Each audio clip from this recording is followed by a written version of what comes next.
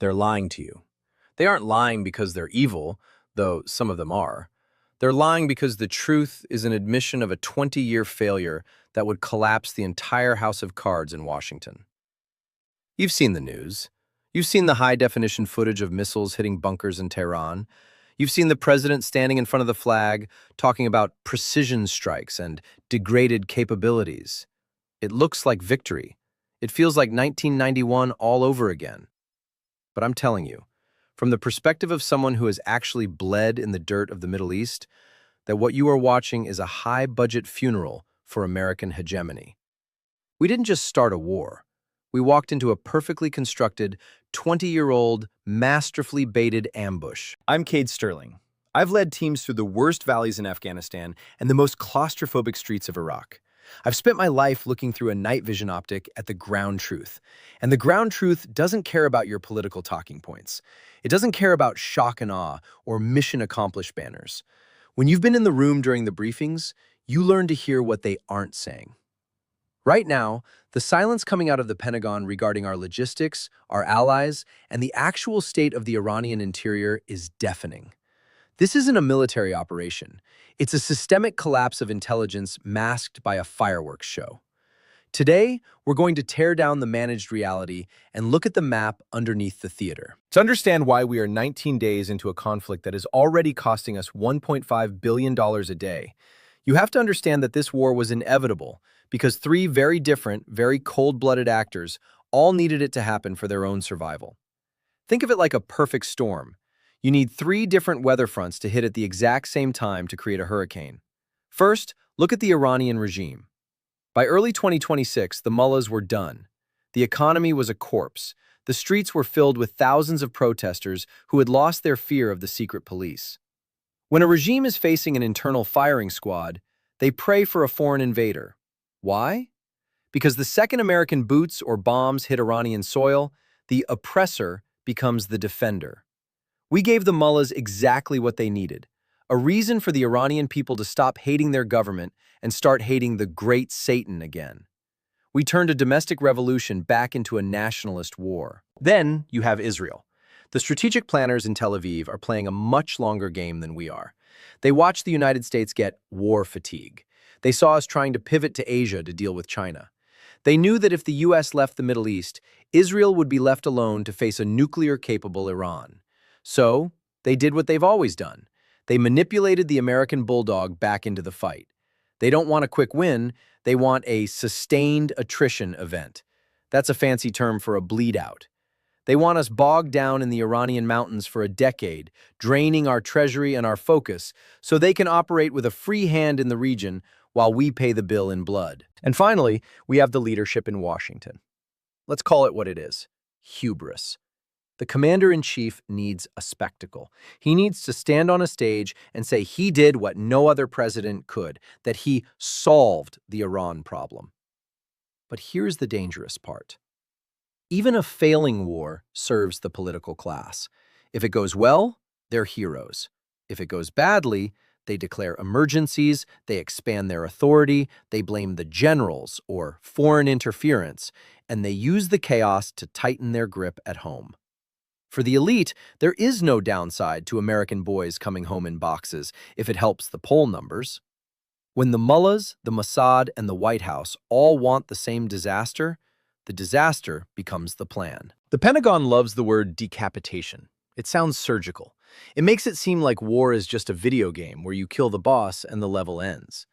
We killed Supreme Leader Ali Khamenei. We flattened the National Security Council headquarters. The media called it a masterstroke. But Iran isn't a house of cards. It's a mountain fortress. Imagine trying to kill an ant colony by throwing rocks at the mound. You might kill the queen, and you might flatten the top, but the thousands of tunnels underneath are untouched. That is Iran. I've operated in the Hindu Kush, and let me tell you, geography doesn't give a damn about your stealth bombers. Iran is range after range of jagged peaks, some of the most difficult terrain on the planet. Inside those mountains are missile cities, vast subterranean tunnel networks built over 40 years that are virtually immune to anything short of a direct nuclear strike. Washington thinks that because they blew up a building in Tehran, the Iranian military is degraded. That is a fundamental misunderstanding of distributed defense. Iran spent 20 years studying how we fought in Iraq. They saw us cut the head off the snake with Saddam, and they realized they couldn't fight us that way. So they built a military that doesn't need a head.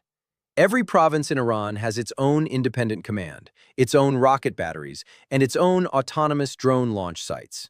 You take out the central command? Fine. Now you have 100 different mini-Irans fighting you independently, on their own turf, with their own supplies. You aren't fighting a state anymore, you're fighting a geography. And geography has never signed a surrender document. This is the part that makes the four-star generals at the Pentagon sweat at night. Our military is what I call an upside-down pyramid. We have spent decades and trillions of dollars building performance weapons, things like the F-35 and our carrier groups. These were designed to intimidate the Soviet Union in a war that was supposed to last 2 weeks. They were never, ever designed for a grinding war of attrition against a dispersed enemy using cheap, disposable technology. Think of it like this. Imagine you have a $2,000 professional sniper rifle, and your opponent has 5,000 angry bees.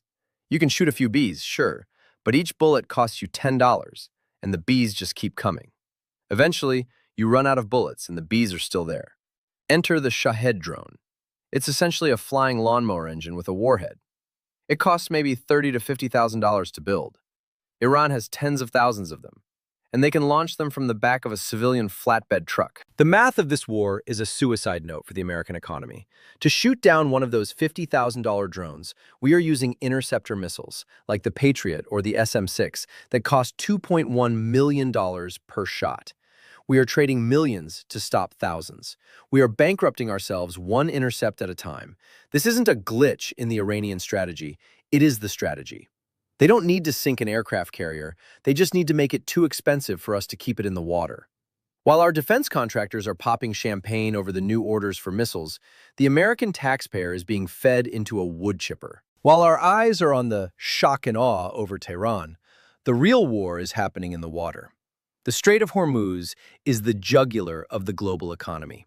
Think of the global economy like a human body, and the Strait of Hormuz is the carotid artery. If you pinch it for even a few minutes, the brain starts to die. 20% of all the world's oil moves through that narrow strip of water. Iran has spent decades turning that strait into a kill zone. They don't need a conventional navy to close it. They have an estimated 6,000 naval mines, swarms of suicide boats, and shore-based cruise missiles hidden in those same mountain caves we can't find. When Iran closed the strait, they didn't just attack the US. They attacked the world. And what did the world do? This is the moment that should terrify every American. Our allies walked away. When the US called for a coalition to secure the strait, our closest partners, the UK, Australia, Germany, Japan, Italy, they all said no. For 80 years, those countries have shown up for every American fight. This time, they looked at the mission profile and they saw a sinking ship. They realized that Washington has lost its mind. Without that oil, the Japanese economy collapses in 8 months. The German economy follows. Our allies aren't being disloyal, they are being survivors. They see the trap even if we refuse to. People forget that wars aren't won by bullets. They're won by beans and fuel.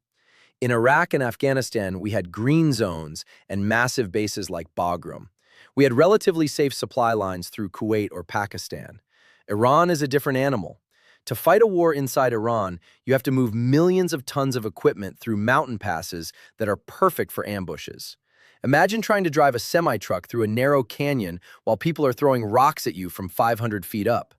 Now replace the rocks with anti-tank missiles. We don't have enough trucks, we don't have enough fuel tankers, and we certainly don't have enough soldiers to protect those lines. If we go in, we will be encircled within weeks. We'll have thousands of troops trapped in mountain valleys, running out of water and ammo, while Washington debates whether or not to send more drones.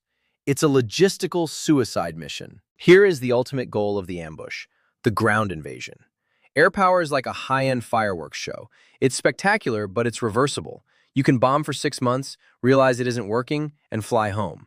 It's embarrassing, but it's survivable.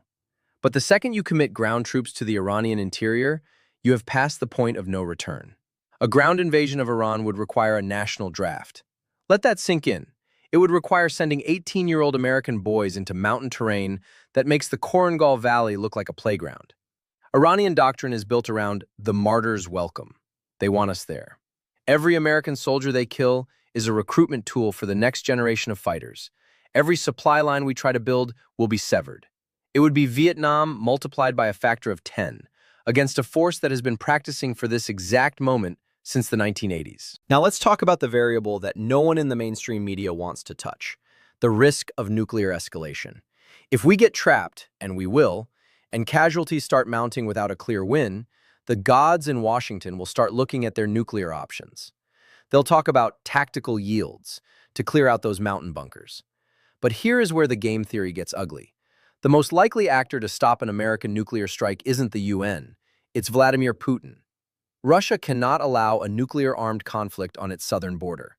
If the US moves toward a nuclear option, Russia will declare a red line. They will offer Iran a nuclear umbrella. In a strange twist of irony, a Russian ultimatum might be the only thing that saves the world from Washington's hubris. It's a bizarre, terrifying scenario where we have to rely on our greatest adversary to keep our own leaders from blowing up the planet. Why does all this matter to you at home? Because of the petrodollar. Since the 70s, the US dollar has been the world's reserve currency because oil is traded in dollars. If the Middle East destabilizes to the point where Saudi Arabia and the UAE decide to stop using the dollar, which Iran is actively pushing for, your bank account loses 30% of its value overnight. This war isn't just about democracy or nuclear weapons. It's a battle for the survival of the American financial system. And by walking into this trap, we are accelerating our own bankruptcy. We are spending money we don't have to fight a war we can't win, to protect a system that our own actions are destroying. It's a circular firing squad, and Washington is pulling the trigger. History is a map, and it tells us exactly how this ends. Great powers don't usually die from a single invasion. They die from strategic overextension. They die by convincing themselves that the rules of reality no longer apply to them. The Greeks called it hubris, the arrogance that convinces you that you are a god. The Athenian Empire tried to invade Sicily. They thought their power was so total that they couldn't lose. Their entire force was destroyed, and Athens never recovered. Napoleon thought he could march to Moscow. The British thought they could tame Afghanistan. The Soviet Union thought they could outlast the Mujahideen. We are making the same mistake. We are confusing military dominance with the ability to impose our will on a determined population. But you are not God, and when you think you are, reality has a very violent way of reminding you who is actually in charge. We are at the beginning of a very long, very costly chapter. The gap between the official narrative and the ground truth is becoming a canyon. Washington says Iran is degraded. The map says the strait is closed. Washington says we have allies. The registry says we are alone. Washington says victory is near. History says the ambush has only just begun. I'm Cade Sterling, and I'm telling you this not because I want to see us fail, but because I've seen enough mission accomplished banners to know what a lie looks like. The trap has sprung. The question now isn't how we win, it's how much of our future we are willing to burn to keep the lie alive. Someone has to tell the truth. Someone has to say it out loud. Geography has no morality, and a trap works regardless of who is right. We can choose to keep walking into the grinder, or we can choose to look at the map for the first time in 20 years. In the teams, we have a saying, complacency kills. Right now, the greatest threat to our nation isn't a missile in Tehran. It's the complacency of an American public being fed a sanitized, managed version of a disaster. This channel exists for one reason, to provide the objective, tactical intelligence you won't find on a cable news teleprompter. Understanding the ground truth is a responsibility. If you value this type of direct, unfiltered analysis, I invite you to join this community. By engaging with these briefings, subscribing, and signaling that you want the truth, you help ensure that these perspectives aren't buried by the noise of the official narrative. We aren't here for the drama, we're here for the strategy. Stay focused, stay informed, and above all, stay frosty.